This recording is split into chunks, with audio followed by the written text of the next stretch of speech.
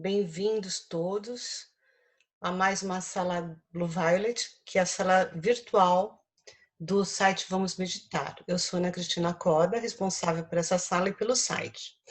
E hoje eu estou aqui com a Mita On.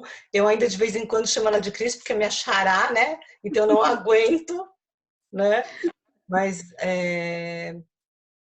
que é a guardiã, né, lá do chakra do coração, que alguns conhecem, outros não, mas eu vou mostrar o lugar para vocês darem uma babada.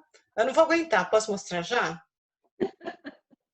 Fique à vontade, amada, no seu tempo. Tá tudo certo.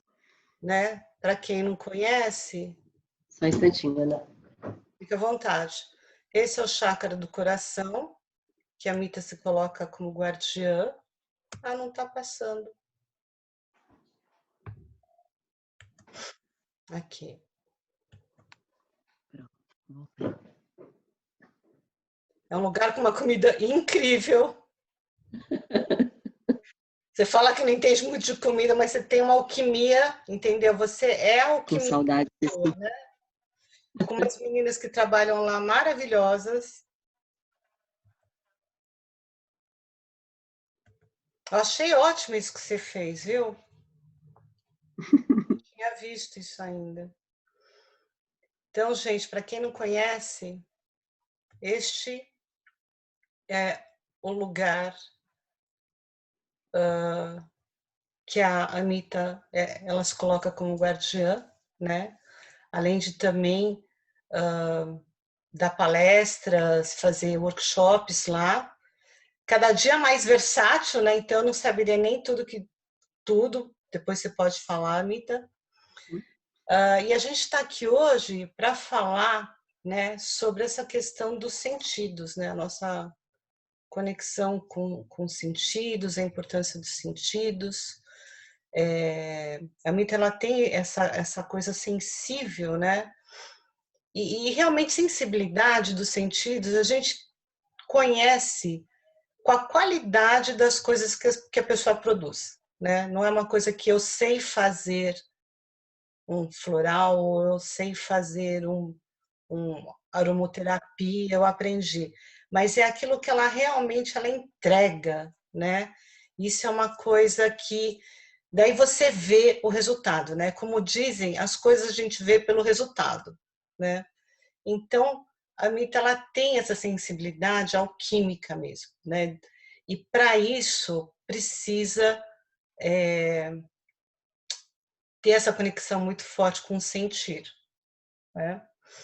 Como eu sei que tem algumas alunas dela aqui, e que ela pediu para todo mundo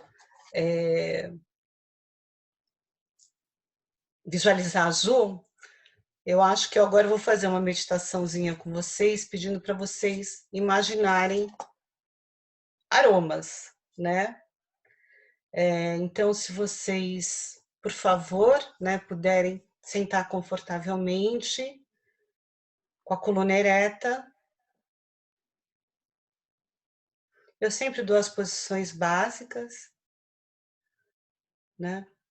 Coluna ereta, sentando nos isquios, que são os ossinhos do bumbum, os pés bem apoiados no chão para quem estiver em cadeira, ou pernas cruzadas para quem estiver em almofada. Visualizando um fiozinho que sobe no topo da cabeça, como uma extensão da coluna. A gente visualiza que esse fio faz um tensionamento em direção ao alto. Conforme a gente visualiza esse fiozinho, a coluna começa a alongar, os ombros caem um pouquinho, a cabeça encaixa direitinho na coluna, o queixo cai em direção ao peito.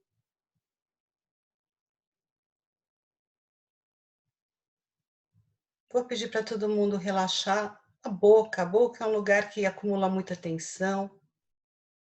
Se também quiser dar uma mexidinha no pescoço, ajeitar isso direitinho.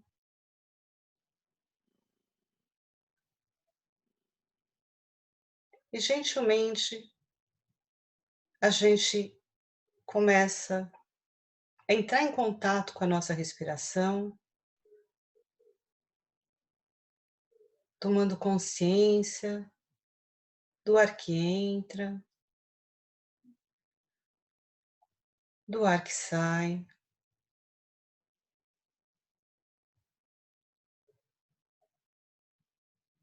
Apenas observando.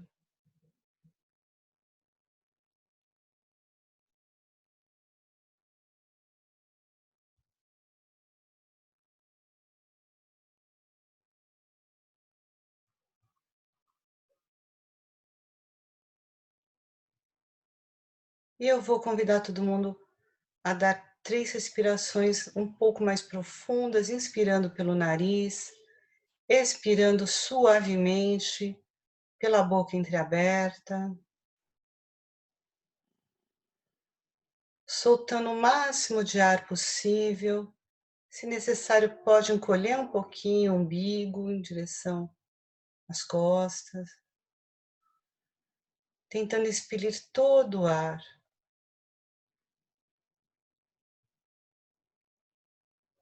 Assim, a próxima inspiração vai se tornando um pouco mais profunda.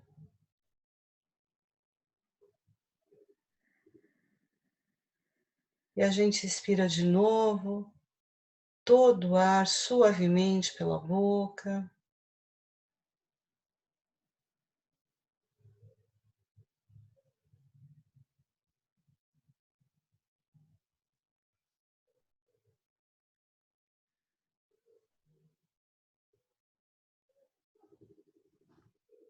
E ao terminar a terceira respiração mais profunda, a gente retoma a respiração regular.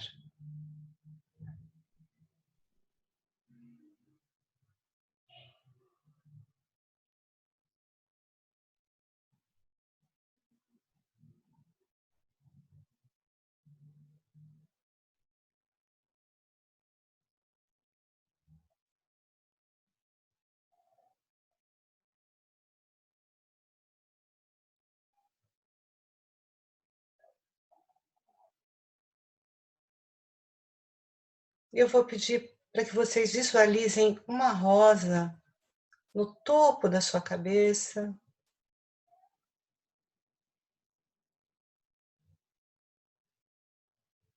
da cor que você quiser. Pode ser um botão, pode ser uma rosa desabrochada. A rosa é sua.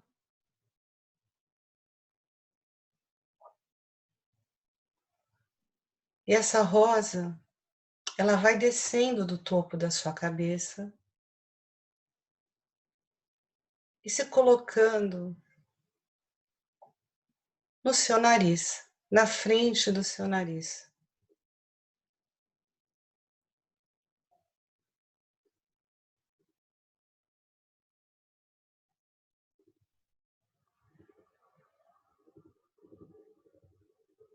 Você consegue lembrar da última vez que sentiu o aroma de uma rosa?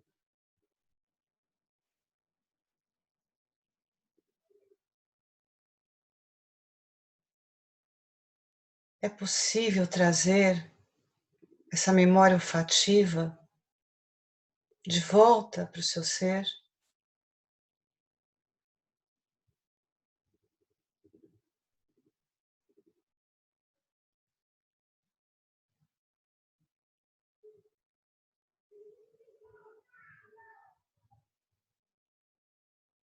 Quais sensações que esse aroma de rosas traz para o seu corpo?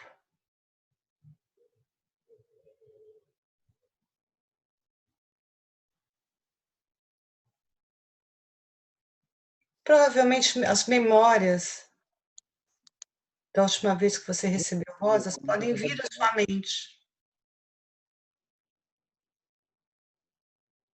E você não se deixa distrair pelas memórias, simplesmente retome para essa lembrança olfativa. Se você não está conseguindo lembrar do aroma de uma rosa, não se frustre.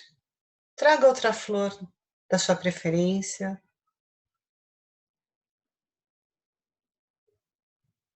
Tá tudo certo.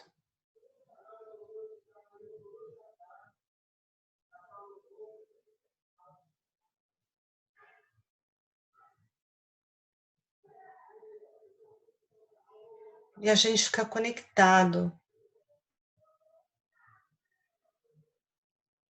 com esse aroma, com essa memória olfativa e com as sensações no corpo que essa memória nos traz. Apenas aceitando tudo que vier, sem julgar, tentando nos manter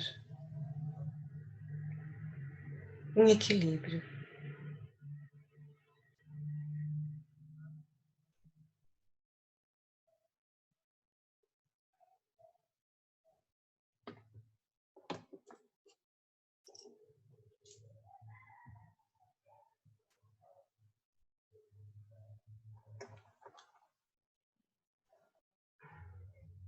E nós inspiramos esse aroma dessa flor imaginária com nossa memória olfativa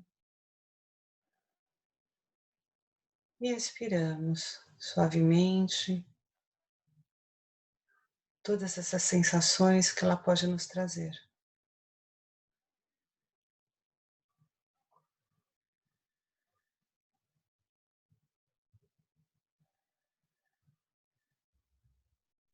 Inspirando e expirando.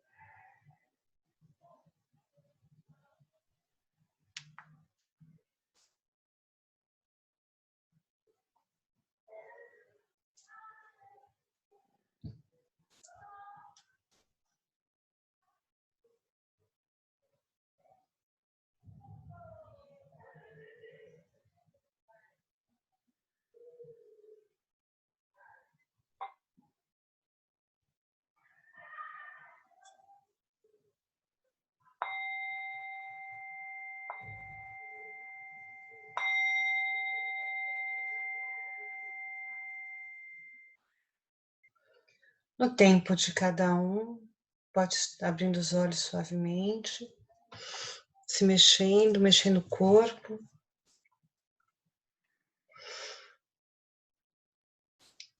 Quem que sentiu o cheiro de um jardim inteiro? Confessa, gente. Confessa. Teve gente que sentiu o aroma de um jardim inteiro. Tem certeza. Mas isso foi só para a gente trazer um pouco a presença e abrir, né, a nossa conversa de hoje. E quando eu conheci a Mita, ela meio navegava em dois barcos, né? Tinha um pé em cada canoa, né? E era muito engraçado, porque realmente é um balanço, né? Porque parece que a gente tem que virar cada hora uma pessoa, assim. E porque é uma transição, né? A transição pro diferente não é fácil largar o velho, né? Não é fácil largar os velhos hábitos, né?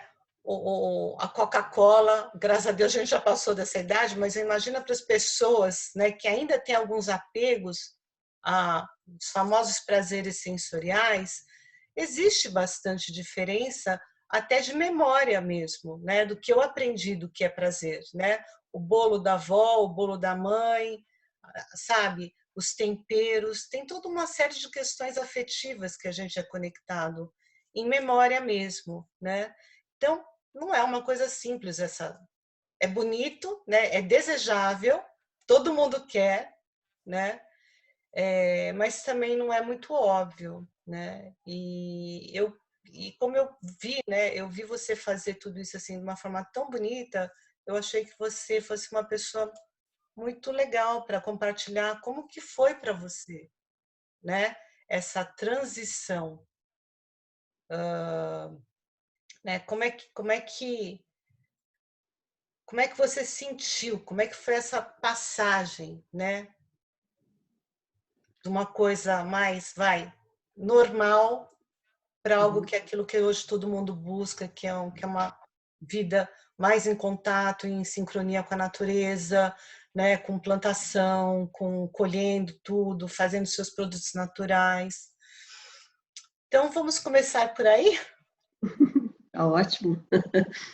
Eu acho que eu acho que, na verdade, isso acontece com todos os seres humanos de uma forma ou de outra, em algum momento.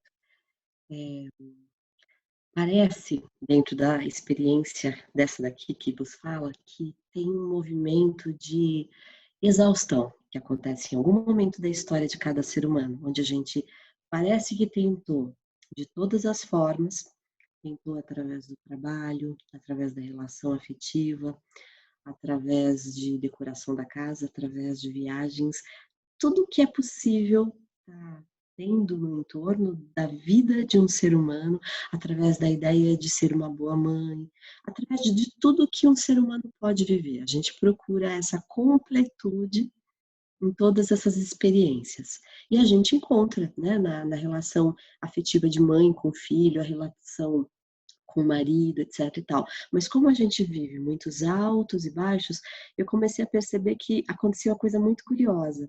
Eu saí de São Paulo, era uma agente, fui uma agente específica junto com 3 outros no Brasil, era uma área bem exclusiva, né, então fui agente artística de música clássica durante 22 anos, não só trabalhando com cantores aqui no Brasil, mas fora também. Então viajava toda hora, estava sempre vendo ópera, concertos, recitais, todo mundo fala: "Nossa, que vida glamurosa, que vida legal é essa? Nossa, essa vida deve ser um must, você viaja, você vê espetáculos, quer coisa melhor que isso?", fazendo produções grandes de ópera, né, mas alguma coisa fazia, falta. E nesse processo de alguma coisa fazer falta, aconteceu um processo e uma vontade muito grande de mudar. E um dia veio realmente um sonho, e não é brincadeira, é um sonho mesmo. Eu tive um sonho com uma casa e uma, imagem, né, uma determinada paisagem.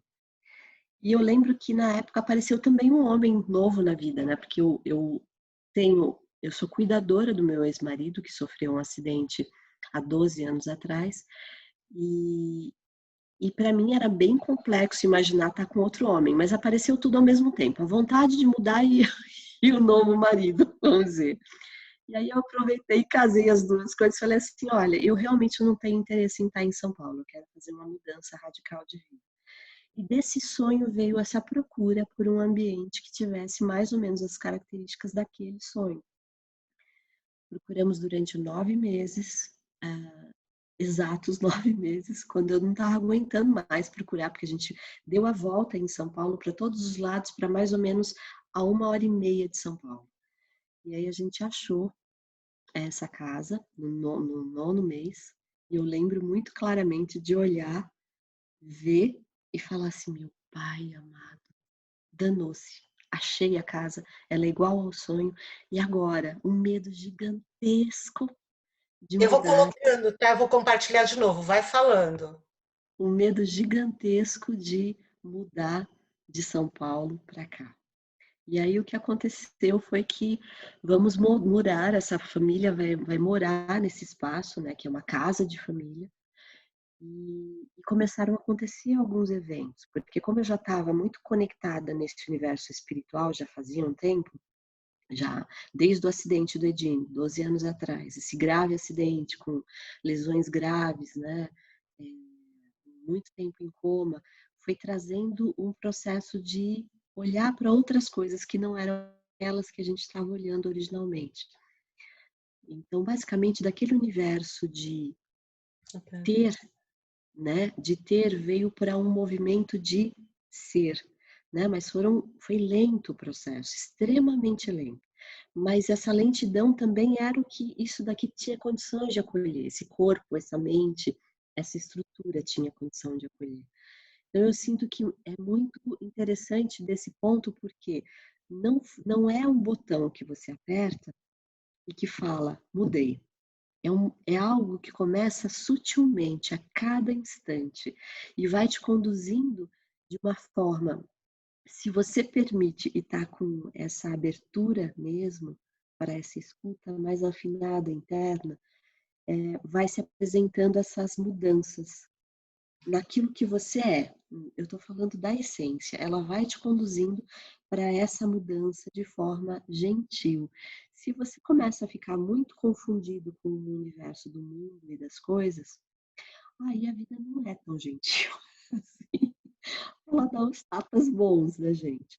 Então, claro, eu vou continuar tendo altos e baixos, porque a percepção ela vai ficando afinada, mas a vida começa a ter, continua tendo todas as questões.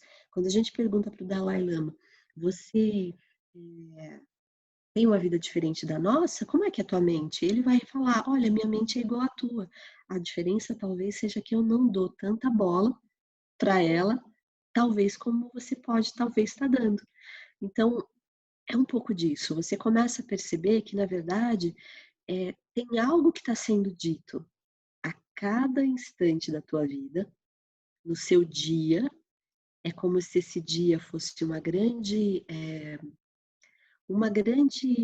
escritura que está sendo aberta. A gente pode falar da Bíblia, a gente pode falar do Bhagavad Gita, a gente pode falar dos Vedas, dos Upanishads, de várias escrituras que falam do mesmo.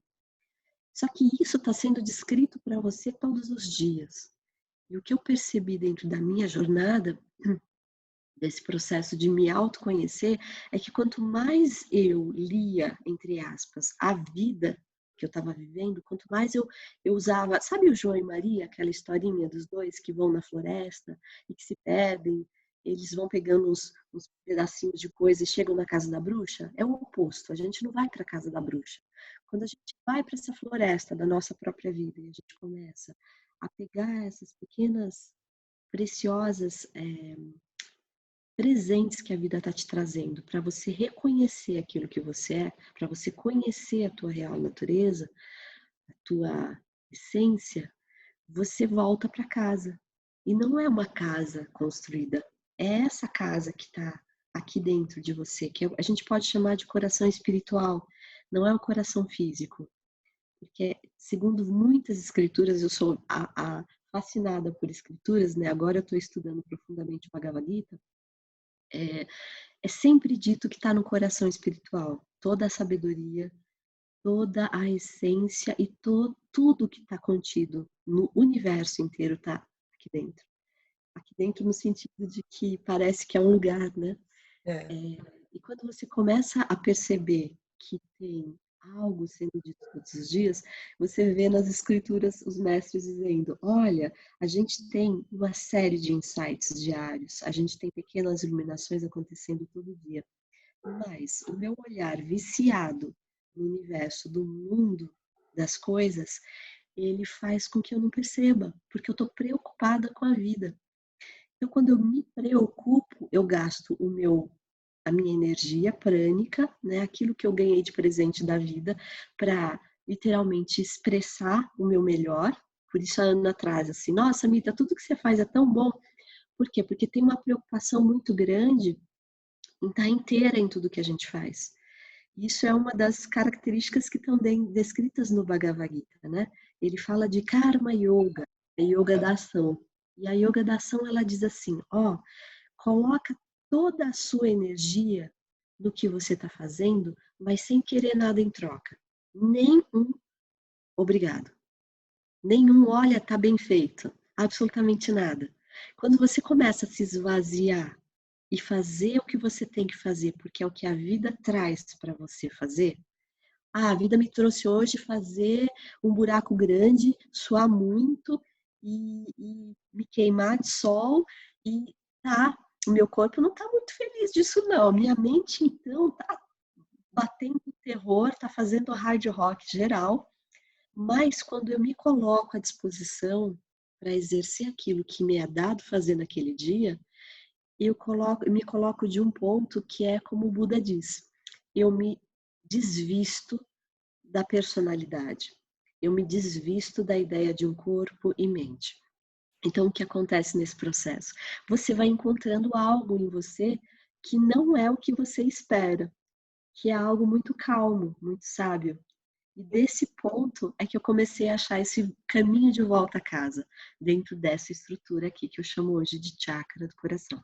E o que que a natureza tem duas coisas que me ocorrem. O que que estar nesse lugar e a sua forma de olhar a natureza interferiu nesse processo, né? O que a gente pode falar, né, da natureza interna e externa, né? Que a gente Uhum.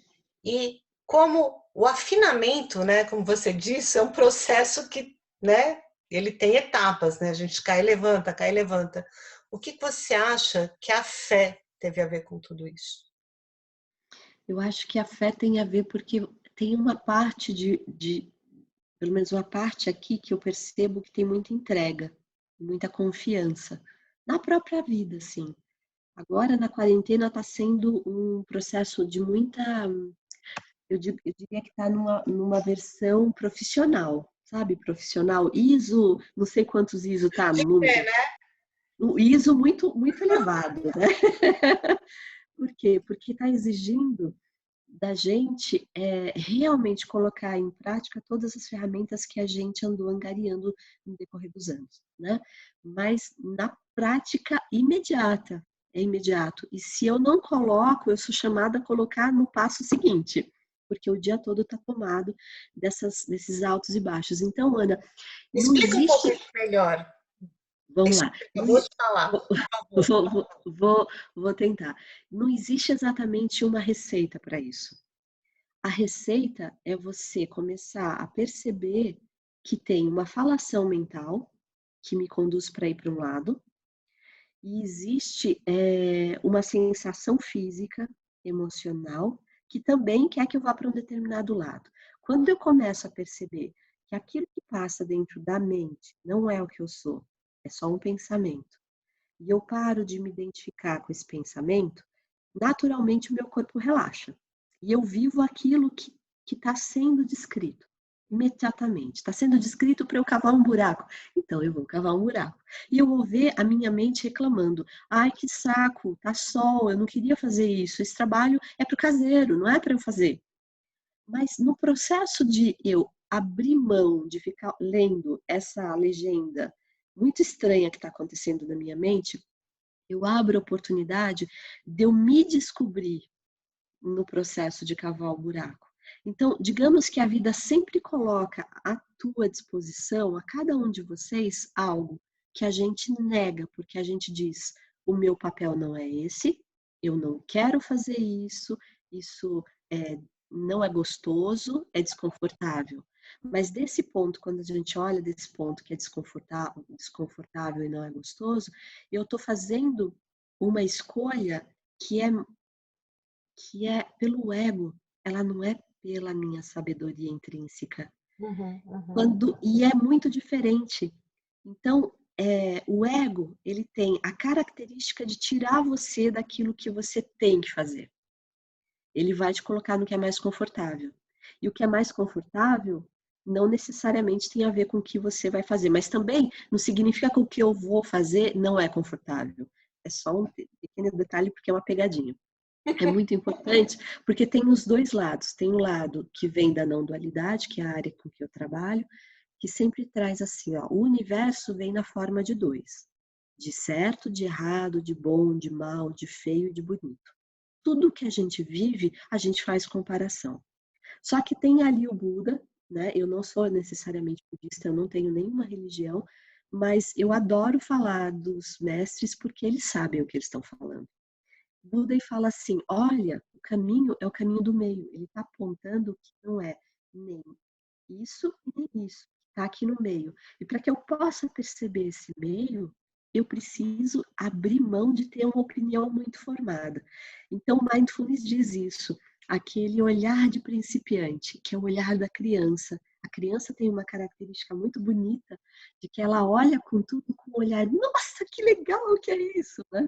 Então, às vezes eu sou meio criança para a vida, por quê? Porque para mim, assim, meu caseiro me falou há 4 dias que queria ir embora, no meio da quarentena. Eu percebi um movimento mental que veio e saiu da boca, assim, foi pulou. E é normal, faz parte, a gente faz isso. E não tem problema nenhum em fazer isso, desde que você esteja atento ao que você está fazendo. Então veio uma fala assim, olha, puxa, não podia ter acontecido em pior época. Aí eu virei para ele e falei assim, me desculpa, eu vou parar um pouquinho, me dá um minuto, eu preciso de uns minutinhos para me centrar, para voltar a conversar com você. Voltei, conversei com ele e falei assim: "Você sente que é o melhor para você? Então tá bom, então vai com Deus, tá tudo certo, a gente se vira, a vida cuida da vida". E aí vem esse processo de confiança, que sabe que as coisas acontecem. Aí no dia seguinte, uma pessoa entra em contato comigo e fala assim: "Amita, tô querendo ir para o chakra do coração, queria estar com vocês durante um mês". Eu falei assim: "Olha, eu vou ficar sem caseiro, você vai vir quando?". Obviamente as datas quase casavam, né. Ele ia chegar uns dias antes, que dava tempo de apresentar, de aprender com o caseiro algumas coisas. Não é que é mágico, pode ser que não dê certo, certo? Mas é o que a vida está apresentando. Então eu falei assim: "Ah, eu acho que eu vou acolher isso dessa forma". E isso vai trazer uma série de desafios com esse novo momento. Aí hoje, de novo, a vida vem e traz uma seguinte estrutura.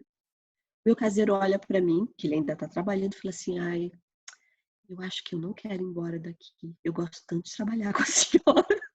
Eu acho que eu nunca vou achar um lugar como esse. Aí você olha pra cara da pessoa e você fala assim: "Você precisa saber o que você quer no teu coração. Eu tô aqui para acolher o que se apresenta. E eu também posso escolher agora não trabalhar mais com você, se assim se apresentar dentro dessa expressão". Mas é muito importante que a gente comece a ficar muito afinado e aberto para a vida, porque existe uma inteligência e é uma inteligência de um outro nível em cada ser humano que pode te conduzir efetivamente para aquilo que é o teu dharma, que é o teu caminho real na vida, né? E quando a gente começa a se abrir para isso, com esse olhar de, ai, eu não sei. Então tá, eu não sei, mas eu vou, de repente, então aquietar um pouco.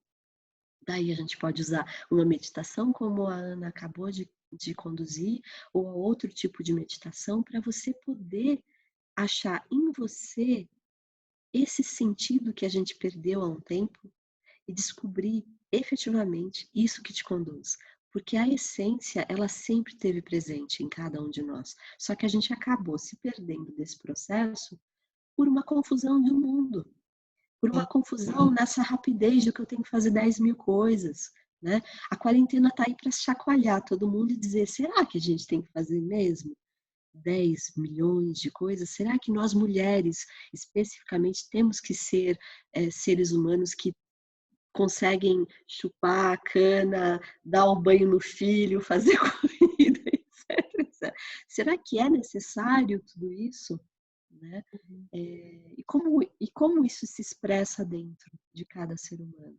Então, poder olhar esses movimentos internos e perceber que eles são como nuvenzinhas que passam só. Às vezes esse é um bom ponto. E essa nossa conexão, né, a nossa essência com a essência da natureza, a essência das plantas, a essência das flores, a essência dos alimentos, né, esse seu processo de conectar, sair daquilo que era o óbvio, né, e começar a enxergar esse outro mundo, inclusive trazendo isso um pouco para o seu trabalho. Então, aqui no chakra a gente começou, como tudo, né? Tem os seus atropelos, tem os seus movimentos de aprendizado muito grande, né? Mas eu sinto que eu posso contar todas as histórias de acertos e erros, mas eu sinto que para vocês que estão ouvindo, é mais importante vocês perceberem como isso se faz dentro de cada ser humano do que a história da Amita. Por isso que eu estou puxando sempre para um ponto que eu acho que é mais precioso para cada um de vocês, porque eu queria honrar esse tempo que vocês estão aqui. Não que a história da Amita não seja legal, ela é cheia de historinhas, dá para contar um livrão. Mas quanto mais eu me conheço, mais eu vou saber lidar com tudo. E aí eu não vou precisar ter uma bandeirinha e dizer assim, eu sou ecologia, eu sou uma pessoa ecológica. Não. A natureza de um ser humano que está desperto, ela é naturalmente ecológica, porque ela vai cuidar. Ela vai cuidar da planta, ela vai cuidar de si, ela vai cuidar do outro, ela vai cuidar do entorno, ela vai ter um amor diferente a todo mundo, porque desse ponto não tem uma coisa assim de que vai faltar. Eu não sei explicar. Não falta, nunca falta. A gente não tem trabalho agora. Eu não sei como a gente conseguiu pagar as contas até agora, mas a gente está com tudo em dia. Eu não faço a menor ideia como isso acontece. Mas sempre vem uma ideia, algo criativo brota dessa mesma fonte. E a gente não consegue saber como é. Porque eu não preciso ficar pensando daqui a 1 ano, 6 meses, 2 meses. Eu simplesmente estou aqui agora, nesse dia, aqui, falando com vocês, estando com cada um de vocês, olhando para as carinhas que estão olhando para mim, ou as fotinhos que estão olhando para mim. Esse ponto é o que pode ser de mais precioso na humanidade. Acabei de olhando agora para Carla, ela abriu o vídeo, que linda. Tudo bem, Carla? Seja bem-vinda. Então, olhando para esse ponto, a gente pode dizer, é legal a aromaterapia, é fabuloso. A gente começa a se conhecer na aromaterapia, porque a aromaterapia é descobrir que ela também é uma forma de te conduzir generosamente, amorosamente, para você curar coisas internas suas de uma forma delicada. Né? É como se fosse uma homeopatia. É muito delicadinho, né? Você não sente nenhum efeito colateral, você não sente as sensações de um remédio tradicional, né? E aí as pessoas falam, não está funcionando. Não está funcionando porque, na verdade, minha atenção está voltada para o que eu tenho como tradicional, que é o efeito colateral de um remédio, que me vira do avesso e me tira a pele quando eu uso, porque me faz muito mal. Né? Então, e claro que faz bem também, porque os óleos essenciais são a base dos remédios, né? Então tem sempre os dois lados, a gente está no mundo dual. Não estou falando mal de uma coisa em prol de outra. Se eu tomo demais óleo essencial, eu me intoxico. Idem. Então, tudo tem esses dois lados. E como é que isso se apresenta dentro de cada um de nós? As pessoas falam assim, quando eu vejo uma pessoa no trânsito lá, parei no farol e vejo a criança me pedindo dinheiro, eu digo não. Sempre eu digo não. Eu não sei. Cada vez que eu paro no farol, eu sinto meu coração se eu devo ou não devo. Eu não sei.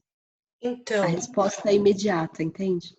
você tocou num ponto que eu percebo muito, e que foi o que eu falei no comecinho, que existe uma certa dificuldade de a gente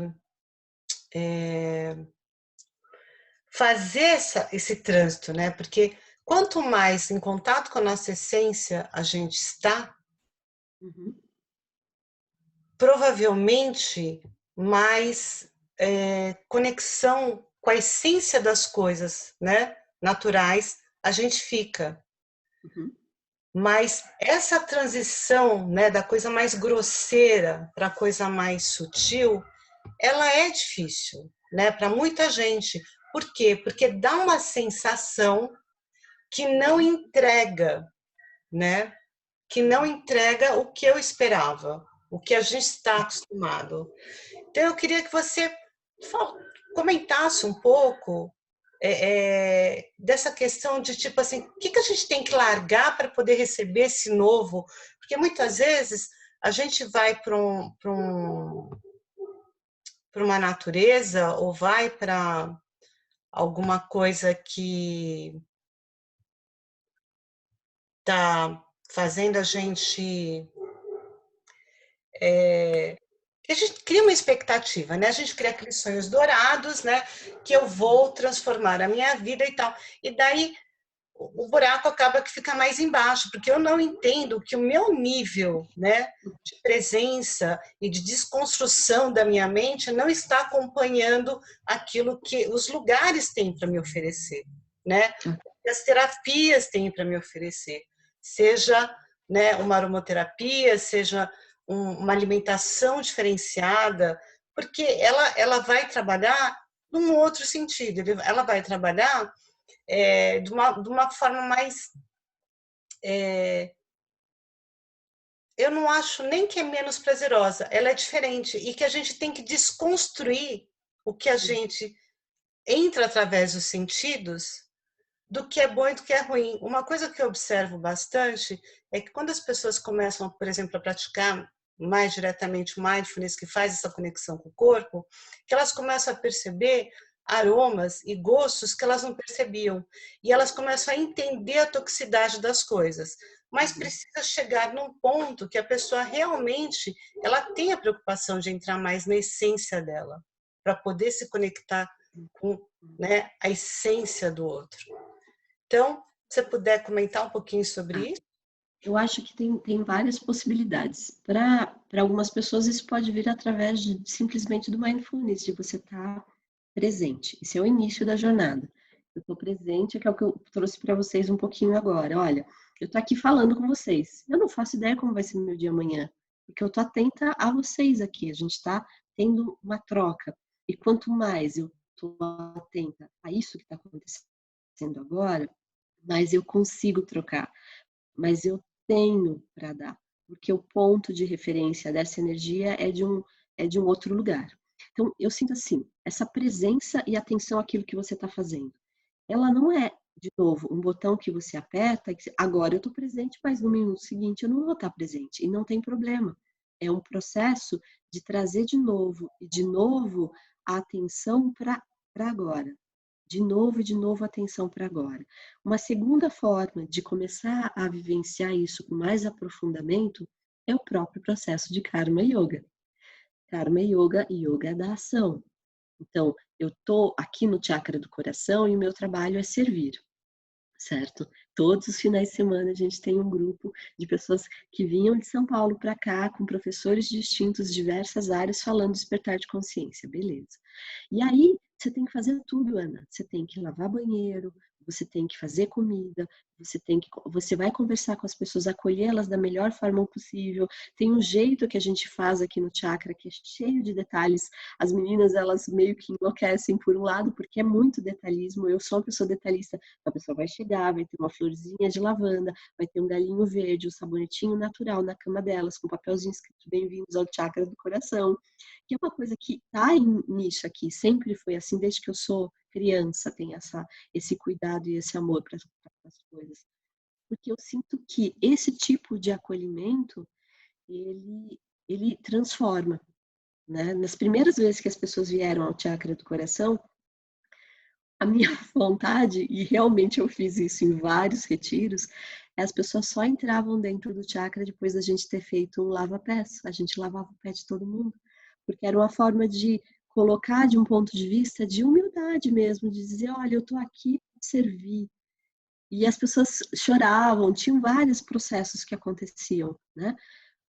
De olhar um pouco desse ponto humano, do quanto a gente está realmente olhando para coisas que não são importantes e não olhando para esse nível de amor que é muito importante, que eu tenho por mim, autoconhecimento e autocuidado. Se autocuidado vem para esse amor próprio e depois vem o autoconhecimento. Eu fui para a Índia esse ano com um grupo, a gente faz esse trabalho de levar a turma para fazer um trabalho de autoconhecimento e a gente encontrou um mestre lá. Estivemos aos pés do mestre e tal, e nesse sangue, que é uma conversa sobre a essência, assim, parece que dentro da nossa jornada existe realmente um impulso muito grande que é dado inicialmente por um ego. E desse ponto eu sentia que existia a necessidade de um ego forte para ele dizer, eu sou capaz de, entre aspas, me iluminar. Então, eu disse isso para ele porque eu sentia isso muito forte em mim. Eu falei assim, eu sou capaz. Por quê? Porque sem esse empurrão que diz, eu sou capaz, isso é algo possível, eu não consigo meditar, eu não consigo estar presente, eu não consigo olhar para as coisas porque elas não têm importância. Eu preciso desse empuxo para olhar para isso. Realmente é necessário. E aí o mestre respondeu, falou assim, Amita, você tem toda a razão. A única coisa é que esse ego, que é o cara que dá o impulso para isso estar presente, ele vai morrer, porque ele morre no caminho. Ele precisa morrer para que você possa perceber a tua real essência. E eu dizia para ele assim, eu sei disso, e o legal é que depois de um tempo, você não está mais preocupado com meditação, não, com iluminação. Você simplesmente vive a vida como sendo o último dia a cada dia. E esse é um ponto muito precioso. Esse é o melhor dia de todos, é o que eu tenho agora. Viva ele como o último, como se eu fosse morrer amanhã, porque eu coloco uma energia e uma dedicação a cada ser humano que está na vida que é muito grande. Então, eu acho que o Karma Yoga me trouxe isso, esse esvaziamento de Cris, essa entrada da Amita, porque Amita é um nome em sânscrito que eu fui batizada, que fala dessa totalidade, dessa ilimitude de todos os seres, e perceber que eu posso fazer o meu melhor, e que esse melhor eu estou fazendo para quem? Aí quando eu olho para isso, eu estou fazendo para quem? Eu estou fazendo para cada ser humano que vem aqui, porque cada ser humano é Deus. Então, desse ponto, eu estou servindo a Deus. E aí, quando eu olho, eu lembro no começo do meu processo, eu estava servindo a Ana, que estava vindo aqui no chakra, né, Ana? E aí, de repente, no processo do meu servir, eu estava percebendo que eu estava servindo a mim mesma. Porque eu também sou Deus. Não de uma forma egóica, gente. Não me entendam de uma forma egóica. Uhum. Mas nós também somos Deus em ação. Se a gente olha desse ponto amoroso, profundo, de entrega mesmo, sabe? Eu tô aqui, ó, tô aqui para ajoelhar e para fazer o que tiver que ser feito. E aí essa entrega e esse soltar é que vai trazendo mais de você para você. Quando esse mestre virou para mim e falou assim: então, Amita, desse ponto tem alguma coisa que acorda em cada ser humano. Não sei se vocês conhecem um termo, eles chamam de Mahaguru. Mahaguru, Maha é grande no sânscrito, né? E Guru é aquele que leva você da escuridão para a luz. E ele diz que o Mahaguru é esse coração espiritual, que quando ele está desperto, quando ele tem a atenção adequada, é, ele começa a puxar você para dentro. Então, ele começa a se apresentar cada vez mais. E aí é isso. Então, ele disse assim: teu Mahaguru acordou. Ele brincou comigo: teu Mahaguru acordou. Eu não sei se isso é verdade, mas enfim, estou existindo na vida de uma forma a tentar honrar cada instante. E eu acho que você traz uma coisa que é bem bacana, Mita, que é a gente acha que espiritualidade se faz nos templos, a gente acha que a vida se faz na cabeça, né? Que tudo se resume ao que eu penso, ao que eu acho, ao que eu rezo, e na verdade a vida está no fazer, porque é no fazer que a gente realmente se entrega e a gente vive, né? A gente vive através dos sentidos, que é a nossa conexão, né? De verdade. E que pode ser muito ampliada, né? Ela também, os sentidos também se sutilizam, eles vão ficando mais sofisticados, né? Então acho que isso que você falou é bem bacana mesmo, né? Porque assim, o divino, né? Ele está junto com o sentir, que é o aqui e agora, que é o corpo, e sou eu fazendo. Sou eu me entregando para a vida, né? Não para alguma coisa que acontece em algum lugar, né? Eu Sim. acho isso fantástico. E uma coisa legal disso que você trouxe, Ana, é assim, quando a gente começa a perceber, a gente falou isso ontem na aula, a gente contou de uma tríade, né? Essa tríade eu recentemente estava estudando, que é a mente, né? Os sentidos, como as 5 portas, na verdade. Se a gente for pensar no budismo, são 6, porque a mente entra junto, né?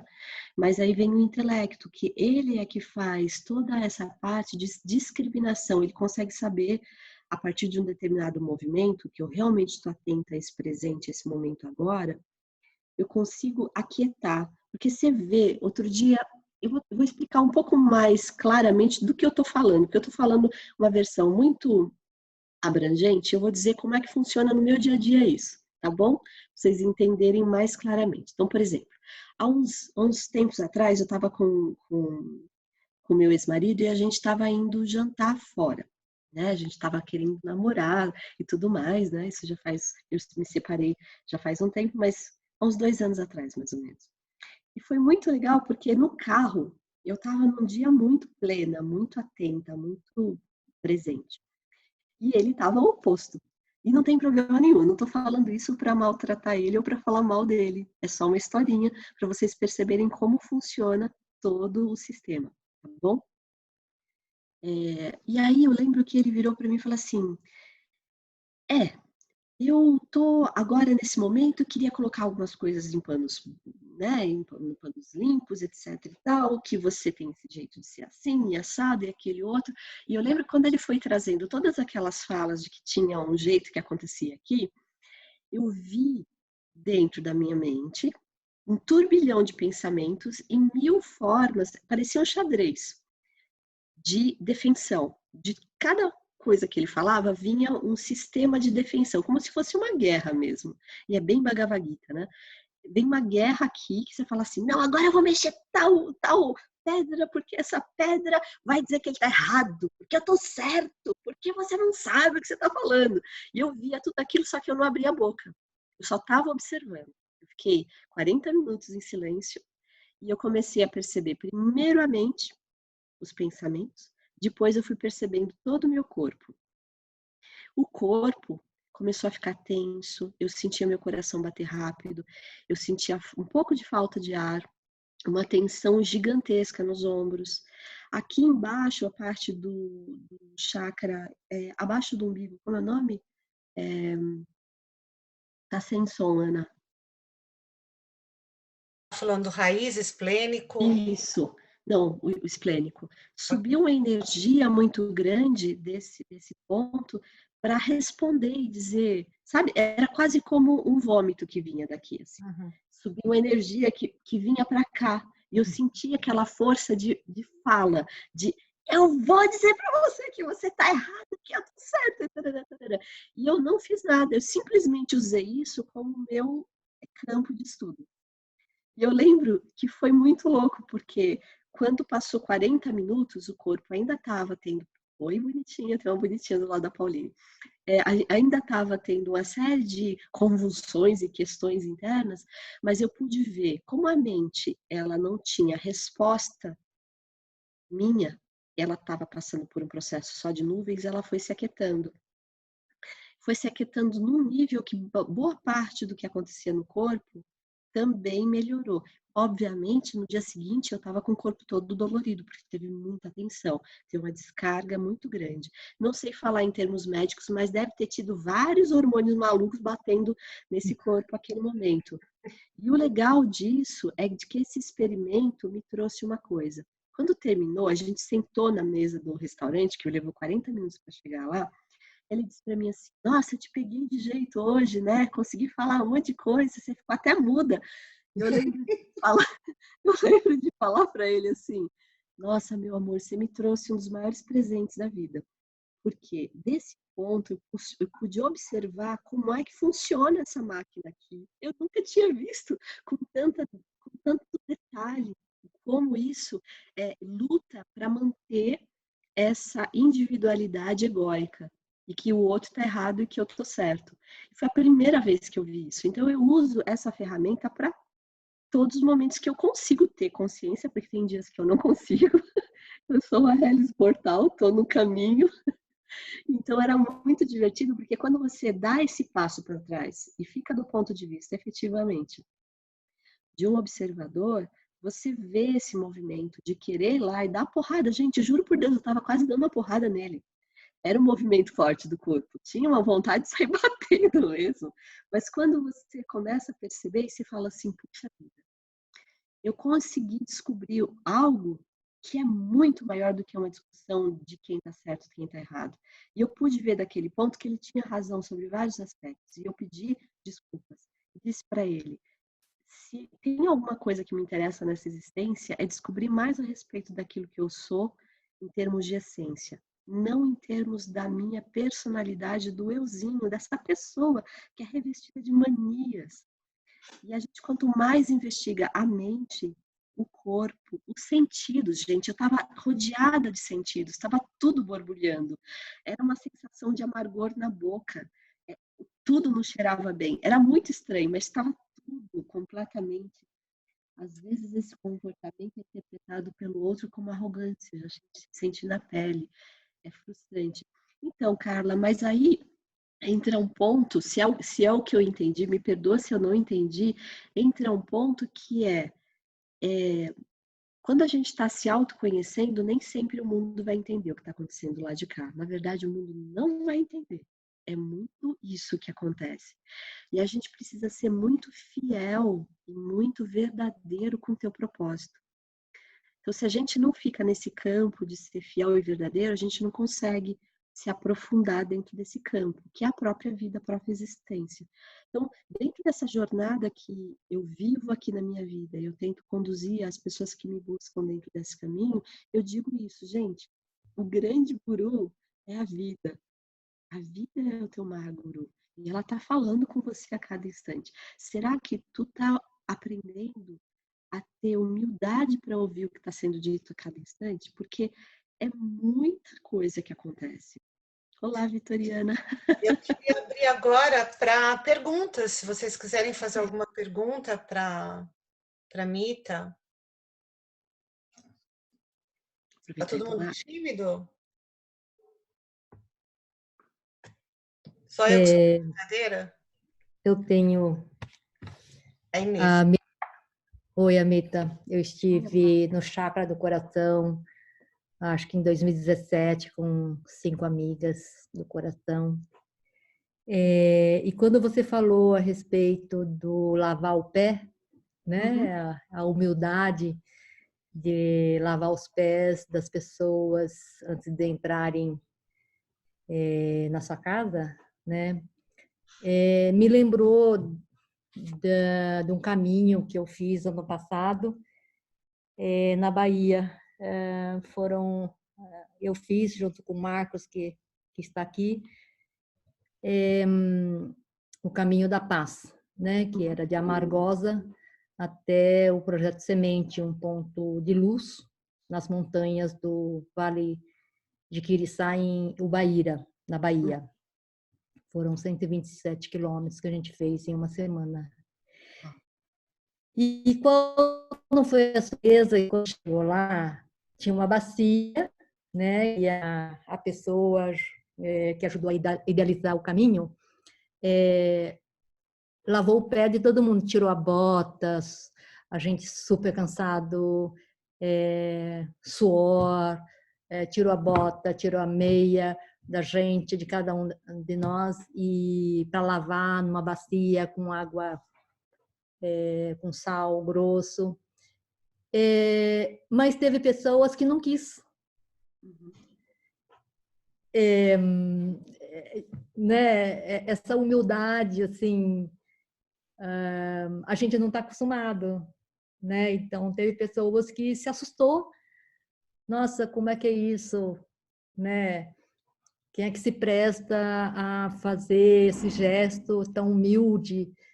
Então, assim, me lembrou, quando você comentou, me lembrou esse lugar, né, que as pessoas não estão acostumadas e se assustam, né? Você sabe que a gente teve, eu fiz isso com os meus funcionários. Quando a gente começou alguns retiros, eu fazia com eles morriam de vergonha. E aí eu lembro, não, eu não vou deixar a senhora fazer isso comigo, mas eu tenho que servir a senhora, não, a senhora tem que servir. Eu falei assim, não, na verdade, a gente está aqui para trocar.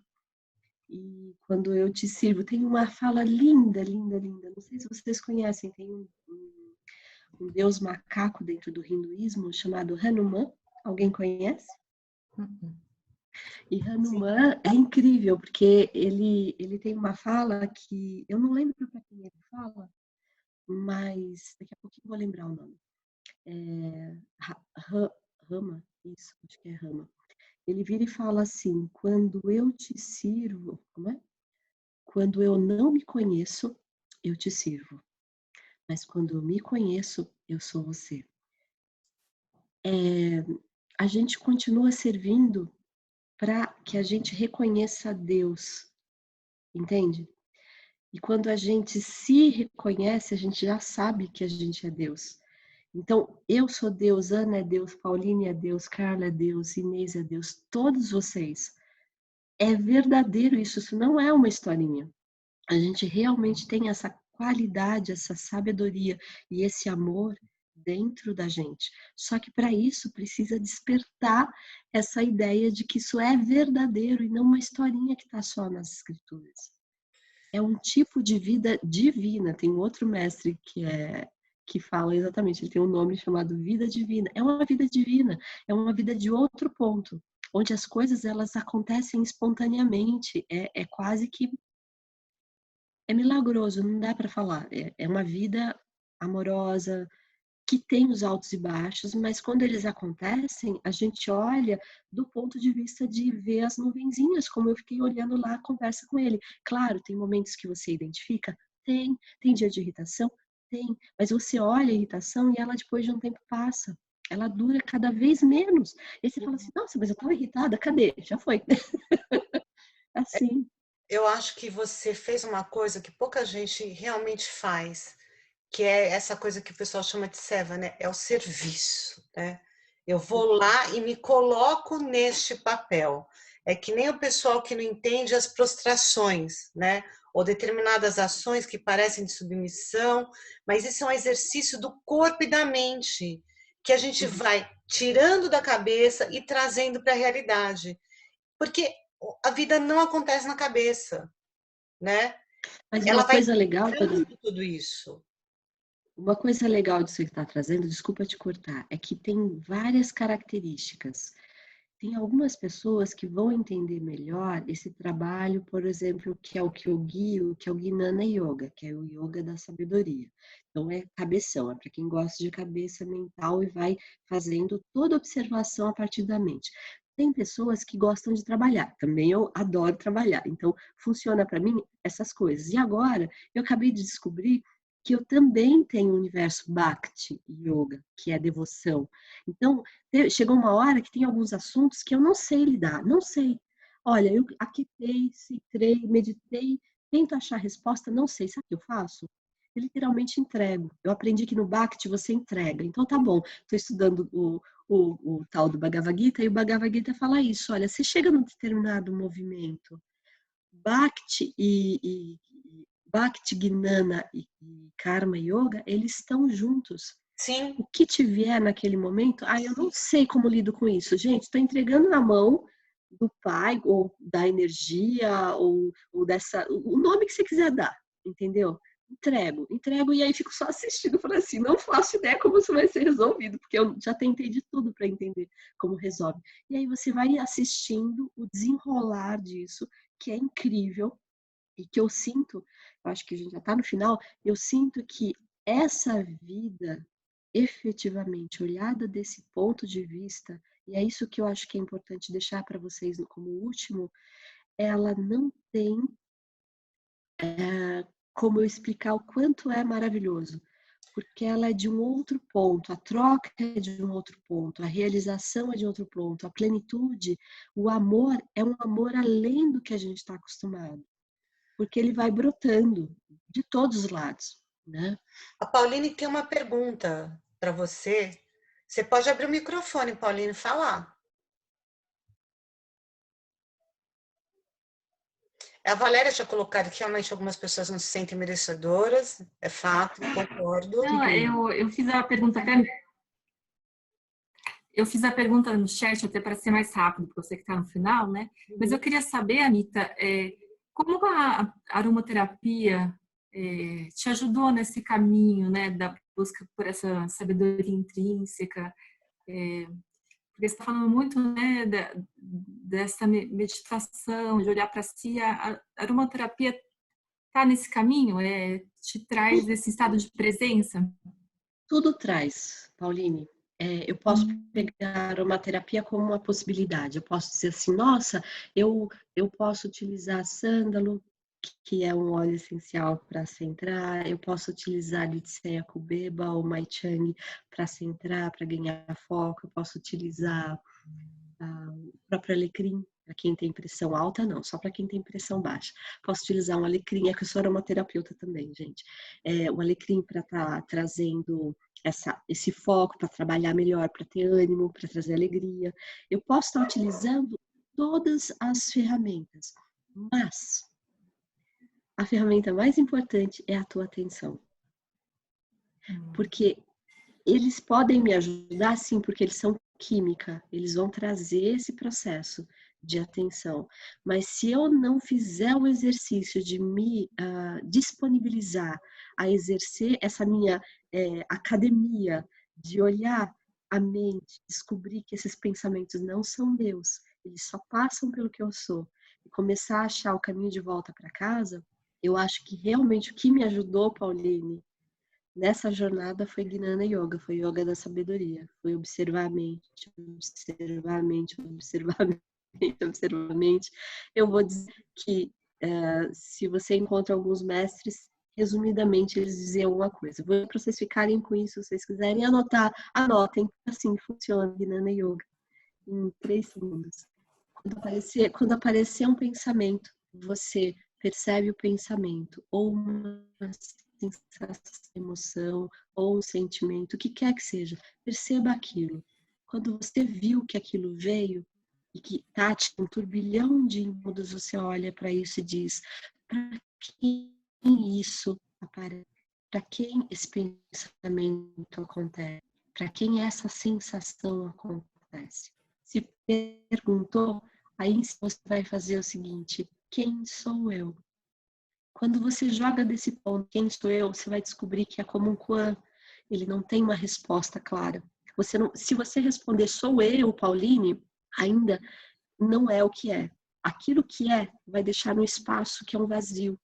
E isso, quando vê essa pergunta toda vez, retorna o olhar para a própria essência. Então, é uma forma muito edemiosa isso.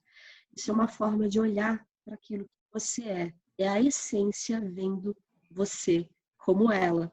Cada vez que isso acontece, isso se revela cada vez assim, mais e mais e mais. Então, quando eu brinco que está sendo puxado, é isso. Você vai trazendo para a atenção da própria essência aquilo que ela é, e ela vai se reconhecendo no seu dia a dia. E claro, a vida vai ficando um tantinho atabalhoada, porque ela vai trazendo várias e várias experiências para você se reconhecer e não entrar de novo no gatilho. Se entrar, não tem problema. Vai aparecer de novo uma experiência para você não entrar. E aí, de novo, até que uma hora você não entra. Você vai cair no buraco 10.000 vezes, mas uma hora você não cai. E na hora que você não cai, você aprendeu. Você não tem mais aquele vício, aquele vício de característica pessoal. Aí vai vir um outro. E assim é o processo de volta para casa. Eu concordo com você e eu entendo também a pergunta da Pauline, porque eu acho que tem muita gente que não consegue nem entrar nesse estado de observação, né?